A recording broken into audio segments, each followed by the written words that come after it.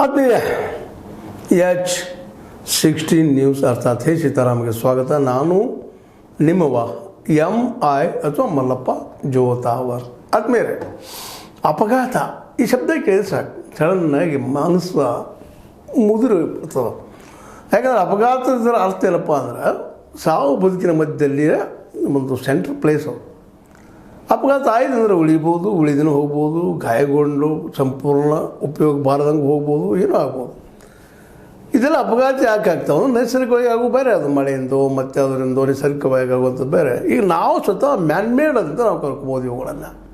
ಈ ಸಾರಿಗೆ ವ್ಯವಸ್ಥೆ ಇಲ್ಲ, ಬಸ್ ಇರ್ಬೋದು, ಕಾರ್ಗಳಿರ್ಬೋದು, ಟೂ ವೀಲರ್ ಮೇಲೆ ಇರ್ಬೋದು, ಇವುಗಳ ಮೇಲೆ ಸಹಿತ ಅಪಘಾತಗಳಾಗ್ತಾ ಇರ್ತವೆ. ಇದು ನಾವು ನಮ್ಮ ನಿರ್ಲಕ್ಷ್ಯತನದಿಂದ, ನಮ್ಮ ಅಶಿಕ್ಷಿತನದಿಂದ ಇವು ಆಗ್ತಾ ಇರ್ತವೆ. ಮತ್ತು ಸರಿಯಾದ ಸಮಯದಲ್ಲಿ ಸರಿಯಾದ ಡಿಸಿಷನ್.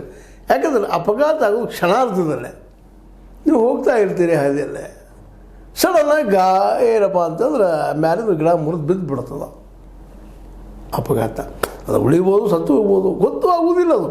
ಅದರಲ್ಲಿ ನಿಮ್ಮ ಮುಂದೆ ಹಾಗೆ ಹೋಗ್ತಾ ಇರ್ತೀರಿ, ಸಡನ್ನಾಗಿ ಯಾರೋ ಬಂದು ಕಾರಣ ಹಿಂದೆ ಗುಪ್ತಾನ ಕೂಲ ಟೂ ವೀಲರ್ದವ್ರು ಬರ್ತಾರೆ. ಟೂ ವೀಲರ್ದವ್ರಂತ ಅವ್ರ ಬಗ್ಗೆ ಹೇಳೋ ಹಾಗಿಲ್ಲ. ಯಾಕಂದ್ರೆ ಎಲ್ಲಿ ಬೇಕಾದ್ರೆ ನುಗ್ಗುತ್ತಾರೆ ಅವರು.